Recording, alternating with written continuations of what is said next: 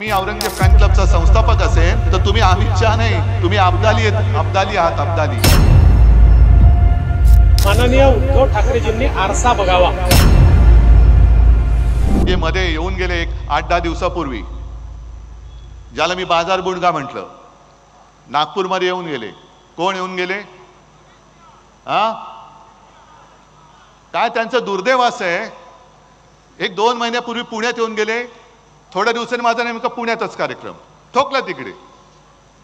तिकडे मला म्हणाले होते औरंगजेब फॅन क्लबचे संस्थापक उद्धव ठाकरे. म्हटलं मी औरंगजेब फॅन क्लबचा संस्थापक असेल तर तुम्ही अमित शाह नाही, तुम्ही अब्दाली आहात. अब्दाली, अहमद शाह अब्दाली.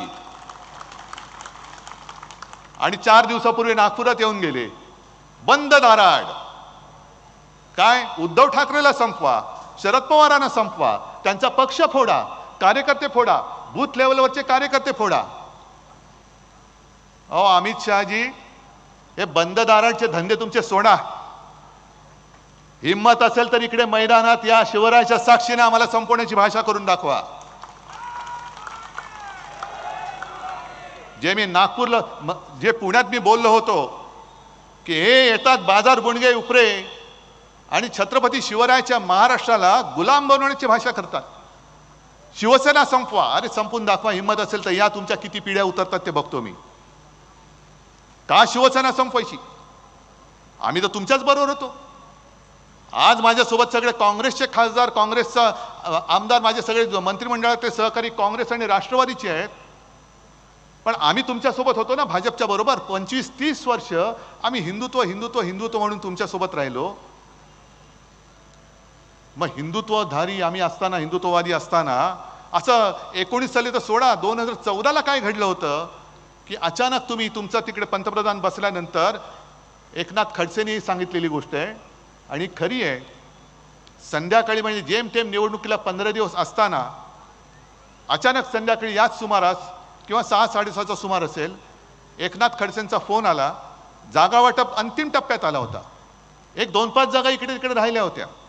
पण खडसेंचा फोन आला, उद्धवजी आता म्हणे बस झालं, आम्हाला नाही वाटत आता आपली युती पुढे टिकावी. म्हटलं काय झालं? म्हटलं 2-4 जागांचा प्रश्न संपून टाकू.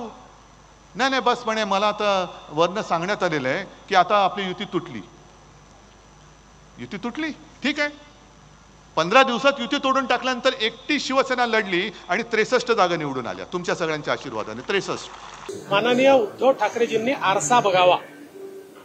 कारण ज्या काश्मीरमध्ये 370 कलमामुळे काश्मीर भारतापासून दूर झालं होतं, ते 370 कलम रद्द करणारे मोदीजींसोबत अमित शहा आहेत.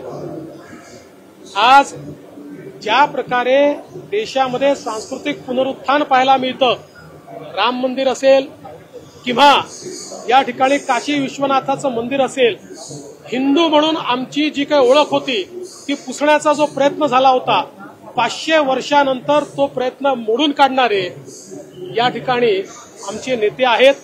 त्यामुळे त्यांना अशा प्रकारे त्यांचं संबोधन करणं म्हणजे मला असं वाटतं की एकदा आपला चेहरा हा आरशात पाहून घ्यावा.